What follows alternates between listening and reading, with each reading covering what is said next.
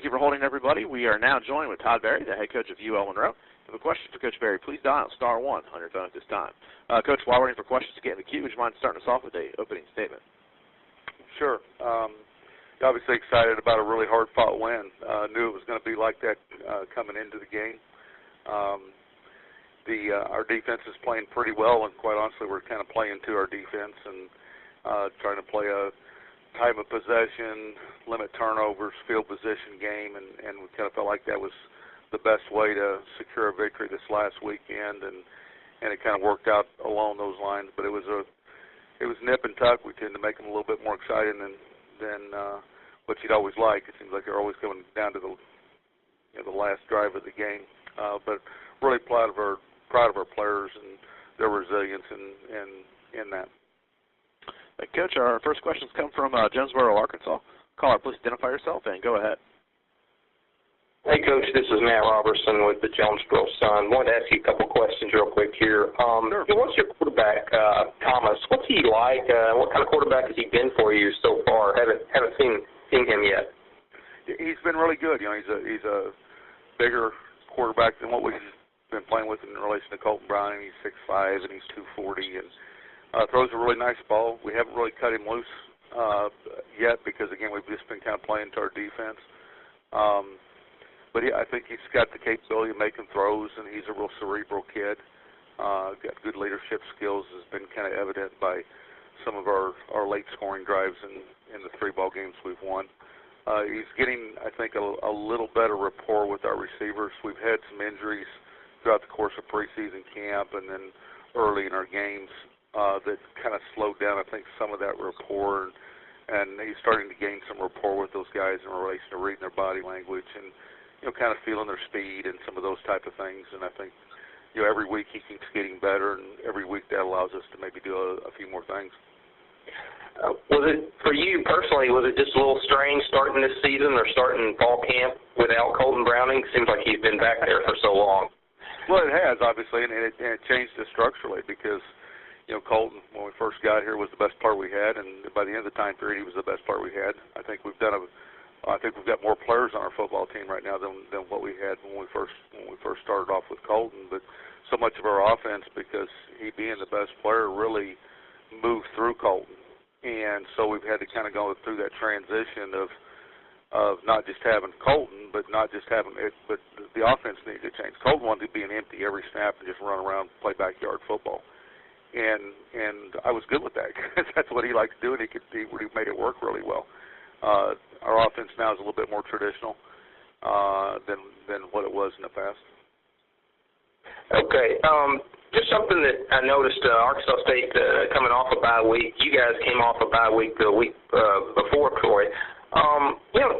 What's your feeling on bye weeks? Can they be a good thing, or can they sometimes actually interrupt the flow of a good thing? No, I think you're absolutely right, and I think it's not just when they come in relation to that, it's what time of the season they come to, because I think you approach every one of them a little bit differently based off the health of your football team, the need to grow players up, is that, what is the focal point at that point in time based off when it is and kind of where you're at in terms of momentum. What does the focal point need to be during that? For us during our open week, we use it to heal up a little bit. Because of our schedule, we don't have a tune-up game there early in the season, and so consequently we needed to kind of engage our 2s and 3s and get them some more repetitions.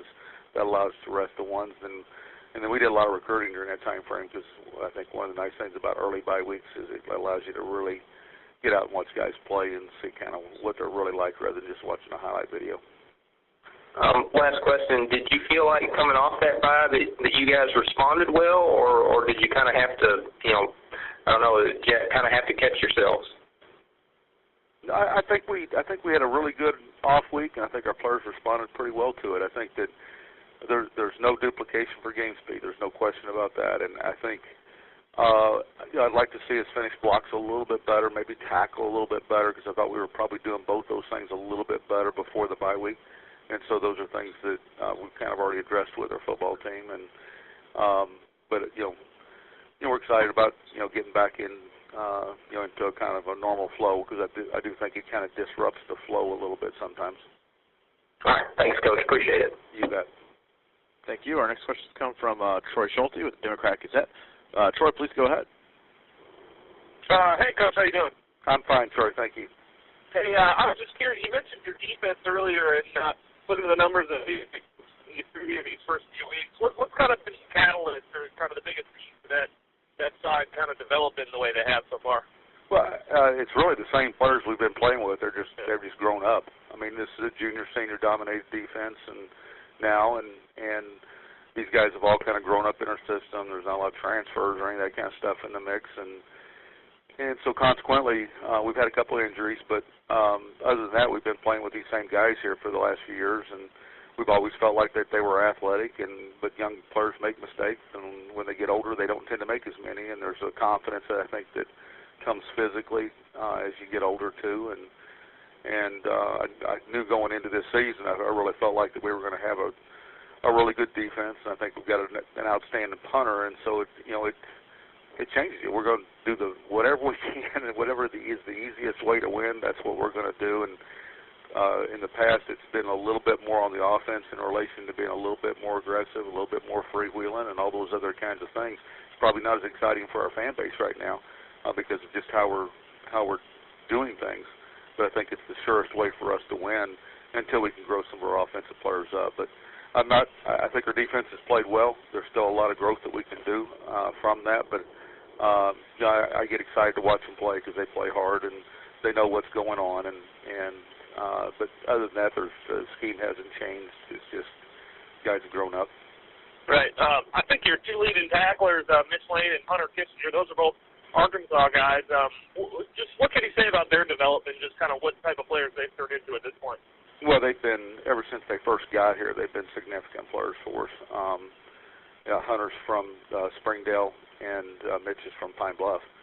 And they both really good athletes, both physical players, both very intelligent players.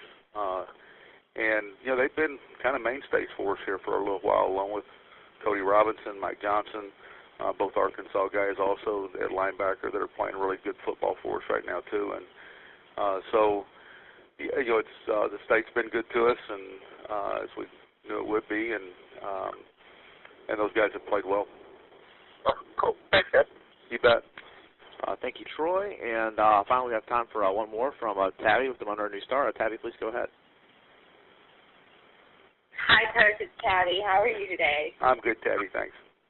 Good. One time I buzzed in to give you some love, and you had all kinds of questions. But just gonna ask you real quick. Talking to Coach Anderson, they're coming off the bye week, and this is their first Sun Belt game.